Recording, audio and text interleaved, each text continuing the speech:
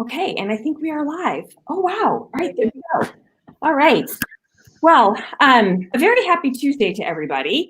Man, I feel like it's only 11 o'clock and I feel like I've worked 12 hours straight. Woo! In order to get this to go this morning. So welcome to the Tuesday edition. It is our 11th episode, correct? That's right. Of At Home with Tanya Jolene. My name is Tanya Blosser. I'm a local real estate agent with Coldwell Banker in the Northern Virginia area. I am also running around like a banshee this morning, so my apologies if I feel a little, if I look disheveled and sound disheveled.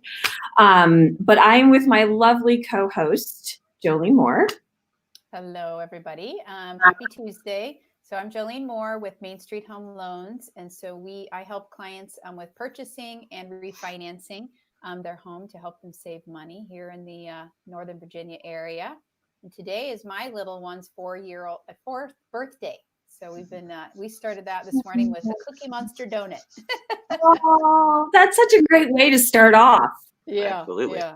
Oh my gosh.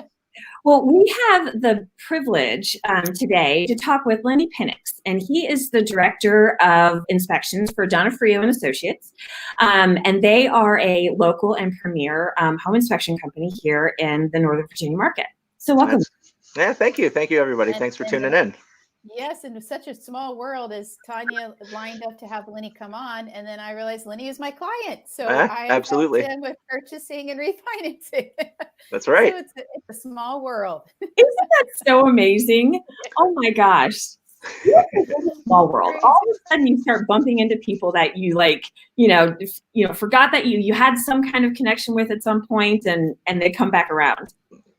Well, I didn't even pay attention because you said PJ in the email, so I didn't even pay attention to who was coming. Yeah, PJ is one of our marketing people. Yeah, so I didn't even realize who was going to be on, and I'm like, wait. Well, before COVID hit, I actually was trying to line up a seller seminar, and that's how PJ and I started talking. And I wanted to have you guys out as part of my seller seminar. And obviously all of that kind of got rearranged. And then when this opportunity came about, I was like, well, this is perfect. Like we can have them, back on our little Facebook side hustle show, as Jolene and I call it. I love it. Yeah. So Lenny, what we've been doing is we've had quite a few different experts on. And so kind of just sharing, obviously what you guys do, but then also how you've had to adjust in the current environment. Present circumstances. Yes, exactly. Sure. And kind of like how business is moving on still for you in this environment. Okay. And then any tips that you might have for home sellers and then buyers as well, since obviously that's who you're doing it for, is for home buyers. Sure. That's kind of what we've been doing. Gotcha. With everybody. Okay. Well, we do at Donofrio Associates, we do commercial residential inspections as well. In terms of how business has changed with the current situation with COVID, for us, it's been a very interesting ride. I mean, obviously, it sort of fell off a little bit for a couple of weeks, and we're actually really busy right now. Surprisingly enough, busier than I thought we were going to be. Yeah. And I think part of that has to do with some of the certifications that our inspectors have. We're all COVID safety certified, and what that means really is we have the ability, because we're certified, to know how to adjust to the present situation in terms of sellers maybe not wanting people in their home. We're all wearing masks, we wear gloves, and specific protocols that we follow. So that's been really, really helpful in terms of continuing to stay busy in the market the way that it is right now, for sure. What other questions do you guys have for me? Well, so let me ask you this, just from a layman's term. I had a client that had a home inspection yesterday, and I keep forgetting that we're in this environment. And I'm thinking the realtor and the buyer, it's a couple that are purchasing, and that they're going to both there with the home inspector, and that's not really happening, right? For the most part, or it depends. Happening? It's like it's a weird 50-50 sort of thing, right? So we implemented a few different options for home inspections as far as virtual options go. So of course, we do our standard home inspection where you have an agent there, you have your buyers there.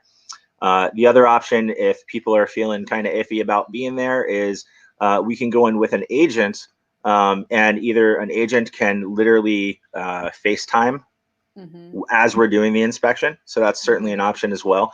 And then we also implemented something called just non-contact inspections. Essentially, the home inspectors going in and they do the inspection. And really what we do at the beginning of this is we're contacting the clients via phone, going over really sort of how we're going to conduct everything, and then sort of setting up either a time for a phone call afterwards or a video chat. And that's certainly been working very well for us as well. I personally haven't done a whole lot of those, but I know quite a few of our inspectors have. And, you know, it's been going great.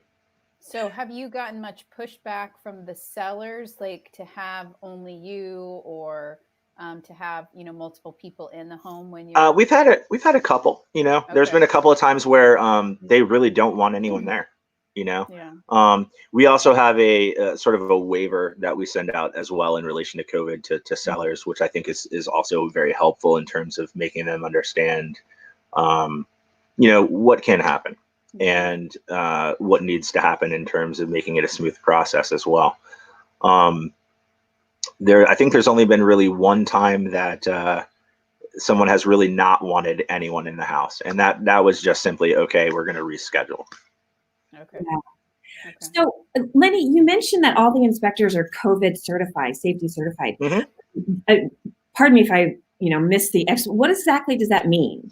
So it's a program in terms of the certification that we go through to kind of, it looks at different safety procedures in relation to being in contact with other people, social distancing, what type of personal protective gear needs to be worn, how to determine from a management standpoint, looking at some key indicators that you may have somebody that possibly could be sick, and then what to do in accordance with that. So really, I guess the best way to answer the question is, now that we're all safety certified, you know, we're wearing these gloves, we're wearing masks on every inspection.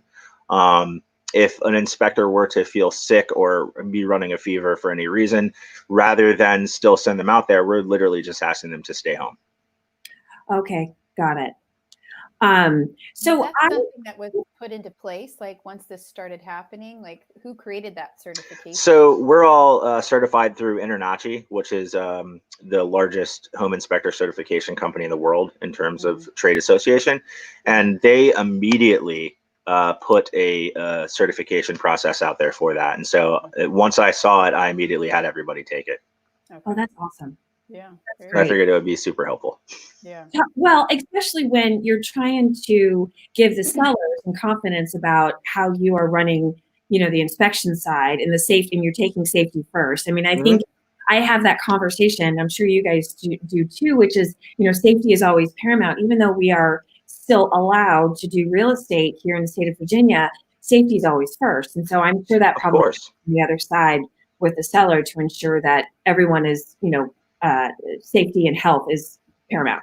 Yeah, you know, I think it smooths out the process for sure. You know, you have people that are concerned with, what are these guys going to come in and do in my house? Are they touching things? You know, and obviously the gloves help there. You know, if we had wipes or were able to get them, we'd be wiping down surfaces as well. Unfortunately, I don't think anyone can get wipes right now. But yeah, those type of things, I know those are concerns that have certainly come up from a seller side. You know, we've had a couple of people ask if they can just literally go and turn things on and do the things that we would normally do. The answer to that is no, you really can't do that. You know, there's a reason we're professionals. We're there to do a specific job, and it would sort of defeat the purpose in that respect. So, Jolene, did you have a question? No, you go ahead. So I actually wanted to back up for a second and just, you know, obviously I work with a fair amount of buyers, and there's a lot of misnomers about a home inspection, right? I get a lot of is it a pass fail? And it's not a pass fail, which I explained, but you know, from your perspective, tell us the function of a home inspection, and then kind of the key process or the key points in process that you guys take a look at and you are inspecting while you're in the home. Sure. So in terms of how we conduct it and what we're doing, there's a lot of misnomers. You know, one of the biggest ones we run into is sort of, is this a code inspection? Is this up to code? Yeah. Many people don't know this, and it doesn't really carry over to every state, and every state's a little bit different. But in Virginia, we can't talk about code at all. And that's as of the 2017, I believe, is when that went into effect. So unfortunately, we don't report on code. What a home inspection really is we're looking at the functionality of things, and we're looking for potential safety issues, right? That's pretty much the gist of it. And in terms of the process, things that we're inspecting, I guess the best way to go about this is to go over what our typical inspector would say to a buyer. And that is really, we're here for safety and functionality. And we take, in terms of what we're doing, a 3-phase approach to a home inspection. So as we're talking to a buyer, this would sort of be in the driveway, we would say it's a 3-phase inspection. It's a visual and non-invasive inspection. And what that means is that we can inspect what we see. Non-invasive means that, hey, there's a accessible furnace door. We can remove that, but we can't take apart the furnace. We can't dig deeper into things. We can't take outlet covers off, that type of thing as well. So these are just some of the things that tend to pop up that I'm thinking about. But really, phase 1 of the inspection is we start on the outside of the house, and we take a top-down approach. What that means is the first thing we're looking at is the roof on the outside. Now, one of the big questions we get is, how do we inspect the roof? Do we actually get on the roof? And unfortunately for us, we do not. We don't walk on roofs. There are some OSHA standards that have to be followed in relation to that. And that sort of prevents us from doing that on pitched roofs. If it was a flat roof or something like that, certainly we have the ability to get up and inspect that type of area. But we're really looking at it either from the ground. Occasionally we'll prop a ladder up and take a look at the shingles that way if we have the access to be able to do that. But it starts there, and then it sort of works down the house on the outside. So we're looking at, the roof, we're looking at the gutters, we're looking at the siding, the windows, the doors, the foundation of the house, the grading around the house, and any sort of external services. And we go over sort of maintenance procedures and noting the ages and things like that of, let's say, the AC unit. Once that takes place, generally what we're doing is moving to the inside of the house and starting what we would call phase 2 of the inspection. And what that is the major mechanical systems. So we're looking at the functionality of the water heater, the HVAC unit inside, electrical panel, noting where the main water lines and hose faucet shutoffs are, and generally taking a look at those systems down there and really going over maintenance requirements with a client in terms of what they would need to do year over year. Once that phase is done, then we would start what's called phase 3, which is essentially starting at the lowest level. We work in a sort of a clockwise fashion, moving up through the house, and we test as many accessible things as we can get to. So this would be doors, windows, outlets, plumbing fixtures, kitchen appliances, etc. And moving our way up into the attic, that's where we end the inspection, looking at the structure of the attic, critters, the level of insulation. And then really at that point, the inspection is finished. The report, we use a proprietary software. So as we're doing this, it's building the report as we're going along. So at the end of the inspection, generally what happens is we're going over the summary with the client, whether that be virtually or if they're there. And in most cases, depending upon the service that we have in that area, we can release the report fairly quickly, sometimes right away. Sometimes it may take a half an hour to an hour or two. Does the report have accompanied pictures and stuff too? Yeah, absolutely. Yeah. And so when you guys are doing like some of the interior inspections, and I think it was maybe phase 2 or maybe phase 3, the attic, does that allow you to give any sense of the age of the roof or the wear and tear of the roof? I mean, from the attic, we can pretty much tell what most people would be concerned about. Is the roof leaking? Is there any damage up there that I need to be worried about? Do I need to have a secondary contractor, such as a roofer, come in to take a look at it? Generally, that determination can be made there. As far as the age of the roof, unfortunately, they don't date stamp shingles. Well, they do, but it's on the bottom of them. So we don't lift those up. So we're not going to really tell people the exact age, but we can sort of give them an idea of whether it's new or older, and then kind of go over what we're looking for in terms of what would indicate that they might need to get somebody like a roofer up there to take a look at it. Got it. I mean, those are usually the biggest questions that I get, which is, the age and it's interesting. I get a set of buyers that are like, major mechanical systems, roof, windows. And then I get another set where they want everything cosmetically also evaluated. And yeah, and that's to answer the question there in terms of cosmetically, just to chime in, that's something that we don't do either.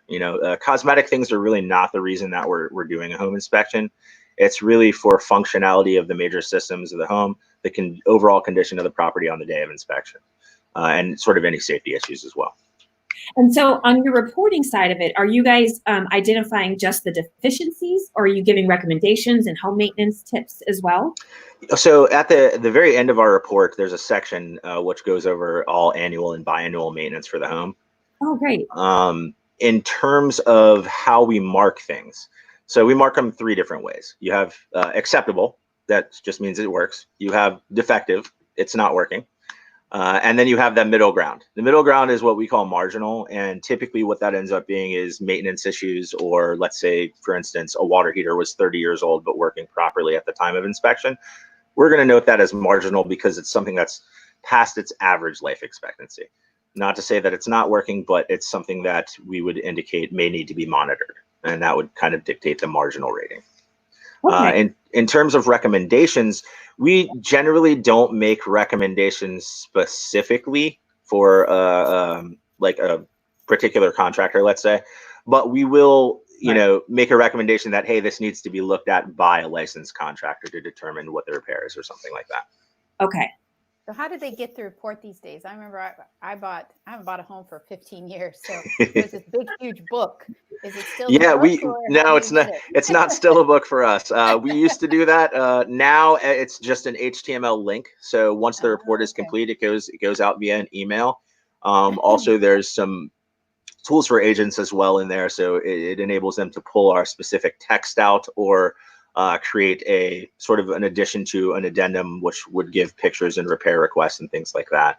Great. And do they have access to that HTML for infinity? Like, how long do they have access? Yeah, to for that the foreseeable future, as long as the servers are up and running, they should have access to it. The other thing that it also enables people to do is certainly print PDFs of either just the summary portion of it or the full report, which honestly, I wouldn't recommend printing the full report. It's lengthy. Yeah, they do. Sure. They can be really long. It's kind of crazy.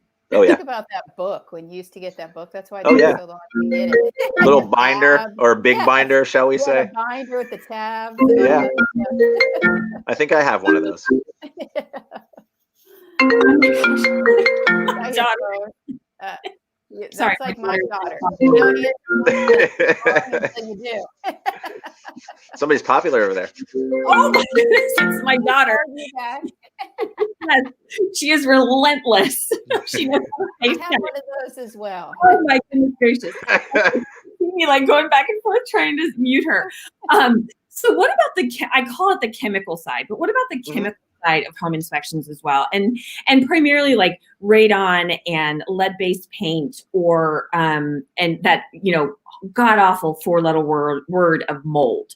So do you guys do radon tests, number one? And then, if you can briefly, I don't know if you guys do mold and lead-based paint testing as well, but if you want to talk about those as well. Yeah, we do. We actually do all of them. So we do radon testing. We use what's called a photodiode machine, which is rather than the old black canisters that you used to see hanging on the doors. This is a machine that literally takes a measurement hour over hour, and it's extremely accurate. And it sits in a house for either 2 or 3 days, typically, for a minimum measurement time. Okay. And then that report, we have technicians that'll go out and get them. And then that report is additionally released as a separate email. So we definitely do that. In terms of lead-based paint, we do lead-based paint testing as well. You guys do a lot of that? No. Yeah. Not a ton. Occasionally we'll get it. I think people are becoming more aware that if they do have a house that's within that time frame that it was used, most of the time that paint has been encapsulated. So some people don't really see the need. Occasionally you'll run into somebody that definitely wants it though. And certainly we do that. And then the dreaded 4-letter word. We would call it possible microbial growth. Which I am stealing that. Microbial growth. Yeah, that's the technical term that we would use for it. We can't say the M word. So, Yeah, which is such a good practice because it's like once you've labeled it, it becomes a really big issue. oh yeah, no, absolutely. And the thing that people don't realize is, it's a possibility. It could be that. It could be fungus. It could be whatever it is. But we don't put a label on it because in order to do so, it has to be tested and determined that that's what it is. So with our testing, we do what's called an air quality test. And then we can also do swab testing as well, which, is sort of part of this whole process. And what happens with that is we have a machine that takes 10-minute air samples. We usually do it in a control sample outside. We'll do 2 samples within the house, generally, unless we're asked to do more, which we can. And then if we're seeing any visual evidence of anything, we're going to ask if someone would like that swabbed, which we then send all this information to an independent third-party lab. They test everything, review everything, and send a separate report out, which then goes through the client. And then, of course, we can always discuss those findings with them as well. And usually what will happen in addition to that is there's a recommendation that's made in terms of what the next steps could be. Got it. Lenny, one of the things I feel like has really grown in the past few years is radon testing. Because like Sure. I said, I haven't bought for 15 years, and we didn't do radon testing when we bought. So what's changed, or why did that, I guess, become, more, why is it in the forefront now, shall we say? Exactly. Yeah. Why is I think where everyone does it now? More and more people have just become aware of it, and it was something that probably was around, but nobody really knew anything about it. And so I think that given particular situations that you hear about, and maybe in other states, people are just, their ears are perking up about it. And so, it's become more prevalent in the process. And quite often we're doing it almost on every inspection. That's what I was just going to ask Tanya too. Yeah. Do you see almost all of your clients do radon testing as well, in addition to the home inspection? Yeah, I mean, it depends. It depends on, obviously, if it's a competitive offer situation, they're trying. Anyway, yeah. Maybe you should put it on mute. No. Then it mutes you guys. Cheesy peasy. But so if it's a competitive offer situation, typically radon will come off, and then home inspection, you'll do something like for informational purposes only, or something like that. Like you'll kind of modify that contingency. But and then it also, so I think the answer on the whole is probably yes. And it's also situational dependent too. If the house isn't completely subterranean in the lower level, then and there is kind of a decent airflow and stuff. I know you're the expert, Lenny, and I dare even give this opinion, but then usually it's not the right environment for it to build up and to be an issue. So that's kind of the general thinking but I always give it to buyers as an option. Yeah, we see it often. We've done it in condos. We've done it in third floor condos. We've done it in houses with basements, houses with walkouts, 2-level houses on a slab. It just depends on people's level of concern with it. I know it comes into play a lot if people have young children too. We often see that too. They're very concerned. Right. And rightly so. I think that there's also some misnomers in terms of radon too, in terms of like, okay, if I have them go down and play in this room for a half an hour, what's going to happen? And people start to freak out a little bit about that. Yeah. We try not to be alarmists in terms of anything. That's good. For sure. Yeah. And it is, sorry. No, go ahead. No, it is one of the EPA regulated chemicals too. So, that which is unlike mold, which, your reaction to mold can be very personal as opposed to something like radon as well. So, it's good not to be an alarmist, but by the same token, I try to at least have full disclosure with my clients and let them know that, here's the entire scope of what I know. Absolutely. And we remain pretty neutral on everything. If they want it, we're going to do it. Yeah. So if you had any tips for like home sellers, like what are some common things that you see as challenges? I thought about this for quite some time, actually. But no, there are a few common things that we see that are fairly easy to take care of. And it's something that typically we mark all the time. Okay. One of the biggest ones is it relates to exterior. So things like caulking around windows, very easy to do. Making sure that trim is painted, not flaking, not neglected at all. Everything on the outside is nice and sealed up. And a lot of people, what they don't realize, especially with something like window caulking and caulking around doors, is that's an inlet for water. That's a moisture inlet. And a lot of people think, oh, it's minor. I don't have to do that. That's no big deal. And no, it can be. So certainly something that if we see it, we're marking it on just about every inspection. Okay, that's good. So that's one thing. Another thing is make sure that you change your light bulbs out. Oh, yeah.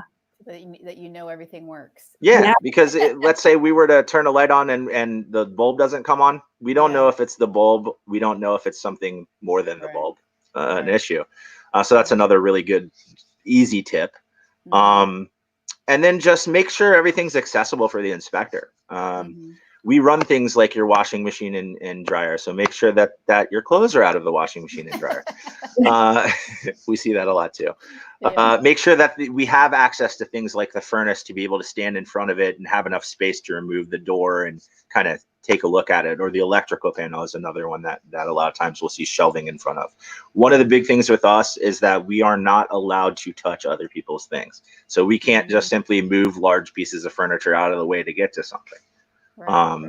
There's a liability there, of course. So certainly the accessible thing is wonderful. And if you can, one of the other biggest things that we run into that we don't see is just maintenance records for things like your HVAC unit. A lot of times the HVAC technicians don't put those where they should, or right on the little chart on the unit. And so if you have a book or you have outdated. or any sort of receipts that, hey, this has been serviced recently, that's certainly helpful too, especially for the buyers. Okay. All right. Yeah, I was going to ask you about that too. I mean, because it's one of the things that I run into just when we're looking at a home, with the buyer. This is awesome. Thank you, Lenny. Oh, you're welcome. Such great information. Oh, hey, one more quick question, actually. Sure.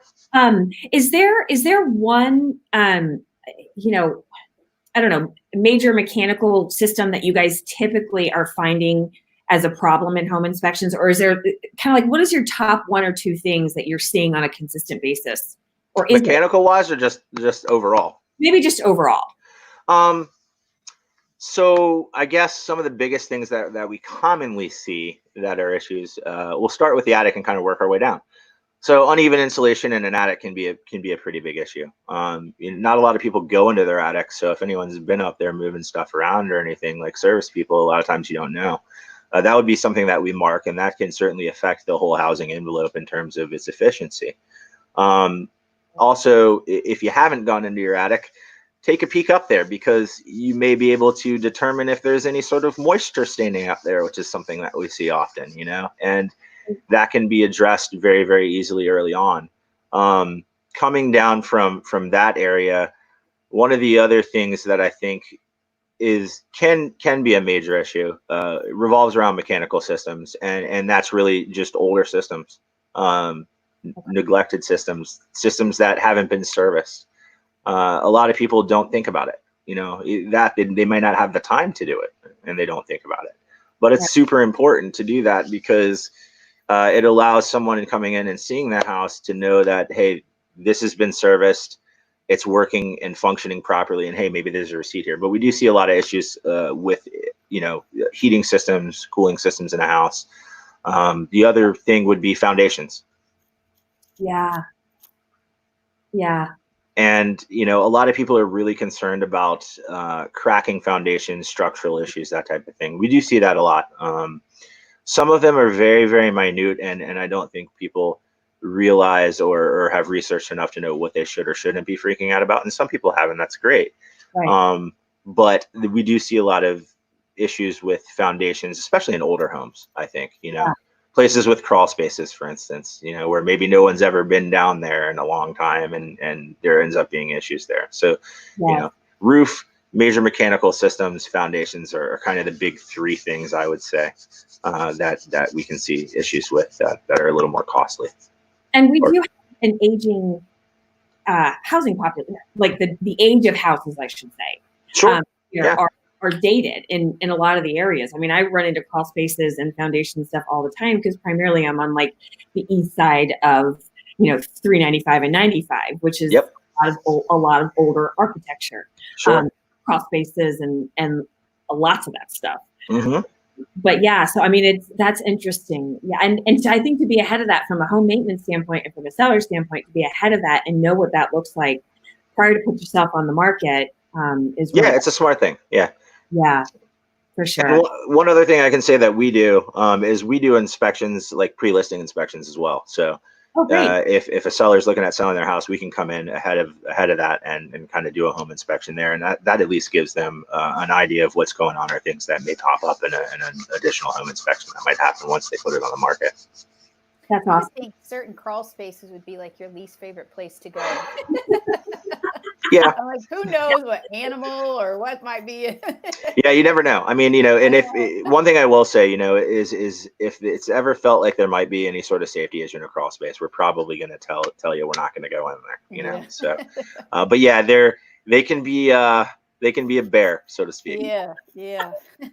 I'm claustrophobic, so there's no way. I'm like, I'm wearing these masks that we have to wear. I'm like, can I breathe? Like, and then if I wear glasses, they start to fog up. They fog up. Like, Yep. Yes. Absolutely. Issue. Oh my God, it's a mess. Well, gosh, I can't believe that we have rounded out 30 minutes already, but we can't let you leave without asking our, favorite, we call them like fun questions. That's right. Okay. Our corn questions.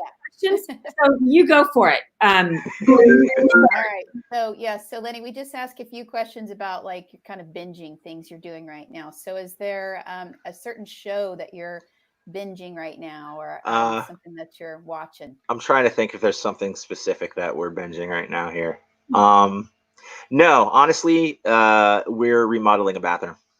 So that's your binge, just getting it done. And growing a lot of vegetables too.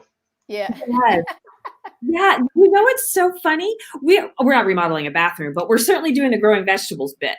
I think a lot of people are. That too. Yes, I've seen a lot where everyone's building their own little vegetable garden with this. Yes. Is that what you did? Did you build like the little wood? We are looking at doing a raised garden bed outside in our yard, but for right now, what we've done is we figured out a way to start them in egg crates or egg cartons, and then move them to solo cups, and then from the solo cups, we're going to move them to the bed. But we have cucumbers, green beans, tomatoes, and peppers growing right now. Awesome. I should do that too. That's good. Something I've been binging that is really good is Michael Jordan's The Last Dance. Have you guys seen it? It's on the ESPN's app, and it is really good. Very, very interesting. So I was a huge Bulls fan back in the day. So it's he's an interesting guy. So I will say this, the things that are binged in this house revolve more around 6-year-olds than adults. Yeah, I know. And honestly, there's only so much Paw Patrol that you can watch. Yeah. Yes. I get it. Yes, I'm with you. Well, our second question that we ask is, what's like your kind of binging pastime or hobby? I'm a musician. Oh, are you really? Yeah. So I've been playing guitar for well over 20 years. I have an album out currently, and then I also play piano and saxophone and violin and whatever else I can get my hands on. Wow. Where do we find your album? I'm sorry, say again? Where do we find your album? Well, you can find it online, and the name of the group is A Plot Against the King. And we're on Bandcamp is probably the easiest way to find it right now. We didn't go with iTunes. But it's on Bandcamp, and you can download songs. You can pay for it. You don't have to pay for it if you don't want to. Or you can, I have albums. So if you have a home inspection and you want one, let me know. What's the genre of music?